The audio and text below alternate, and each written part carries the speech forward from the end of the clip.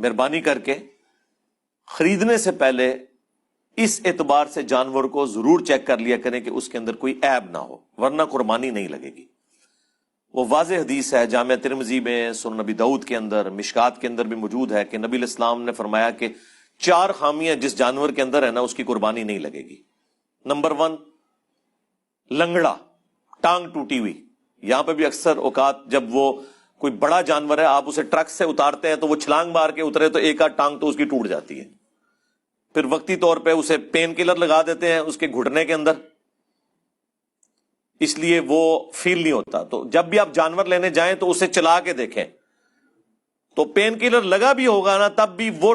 ٹانگ کو صحیح طریقے سے یوز نہیں کر سکے گا، وہ آپ کو پتا چل جائے گا یہ لنگڑا ہے۔ نمبر 1 لنگڑا، نمبر 2 کانا جس کی آنکھ نکلی ہوئی ہو، نمبر 3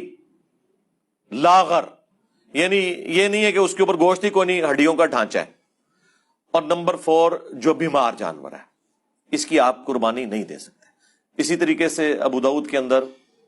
جامع ترمذی میں اور مشکات میں بھی حدیث موجود ہے، 2 اور چیزیں نبی علیہ السلام نے فرمائی کہ جس کا سینگ ٹوٹا ہوا ہے اس کی بھی قربانی نہیں ہوگی، اور جس کا کان کٹا ہوا ہے اس کی بھی قربانی نہیں ہوگی۔ یعنی فزیکلی اس کے اندر کوئی عیب نہیں ہونا چاہیے، جانور خوبصورت ہو، کوئی اس کے اندر اب یہ کوئی تھوڑا بہت سینگ ہلکا سا اوپر سے ٹوٹا ہوا ہے تو یہ کوئی اتنا ایشو نہیں ہے، یعنی ڈومیننٹ نہ ٹوٹا ہوا ہو کہ دیکھنے میں لگے کہ یار یہ ڈومیننٹ، یعنی بعض اوقات کان کے بالکل اینڈ کے اوپر کو تھوڑا سا کٹ لگ گیا ہوتا ہے یا کوئی اس طرح کا معاملہ ہوتا ہے، اس زمانے میں تو لوگ وہ کان کاٹ کے بتوں کے نام پہ چھوڑتے تھے نا، اس لیے نبی علیہ السلام نے منع کیا۔ آج کے زمانے میں ہم یہ دیکھیں گے اس اعتبار سے کہ کان واضح طور پر کٹا ہوا نہ ہو کہ اس کی خوبصورتی ختم ہو رہی ہو، تو پھر آپ اس جانور کی قربانی نہیں کریں گے۔ تھوڑا بہت کہیں پہ وہ تو ویسے ہی زخمی ہو جاتا ہے، جب کانٹوں والی جگہ پہ وہ پتے جا کے چننا شروع کر دیں تو وہ کان رگڑ کھاتے ہیں، بعض کا تھوڑے بہت زخمی ہو جاتے ہیں، وہ معاملہ بالکل الگ ہے۔ ڈومیننٹ نہیں ہونا چاہیے ایسا کوئی معاملہ، ڈومیننٹ ہوا تو پھر آپ کی قربانی نہیں لگے گی۔ یہ ساری احتیاطیں آپ نے کرنی ہیں جانور خریدتے وقت۔ اب آپ خرید کر لے آئے، بعد میں بیمار ہو گیا، یا اسے بچے گھمانے کے لیے لے کے جا رہے تھے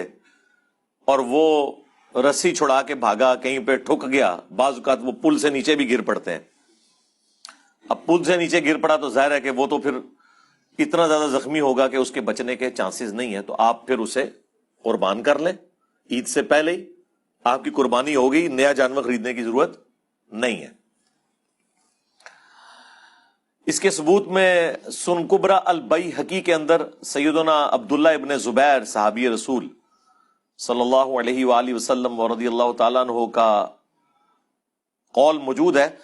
وہ ایک جگہ سے گزرے تو انہوں نے ایک اونٹنی دیکھی جو ایک آنکھ سے کانی تھی، تو رک گئے اور انہوں نے فرمایا کہ اگر تو یہ اونٹنی خریدنے سے پہلے کی کانی ہے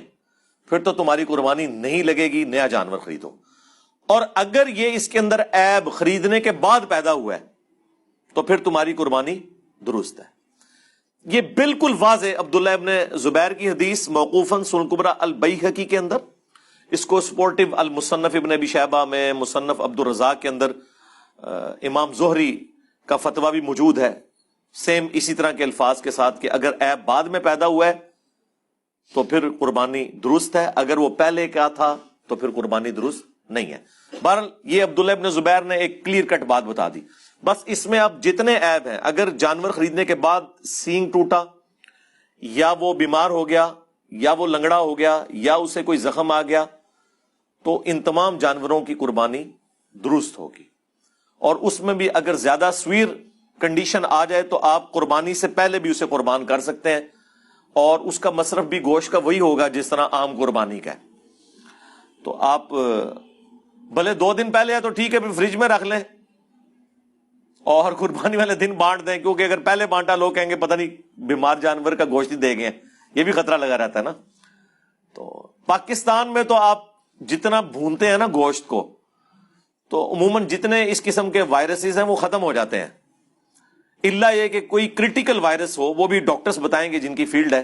اس حوالے سے کہ کوئی ایسا معاملہ، عموماً جو عام بیماریاں جانوروں کو لگتی ہیں نا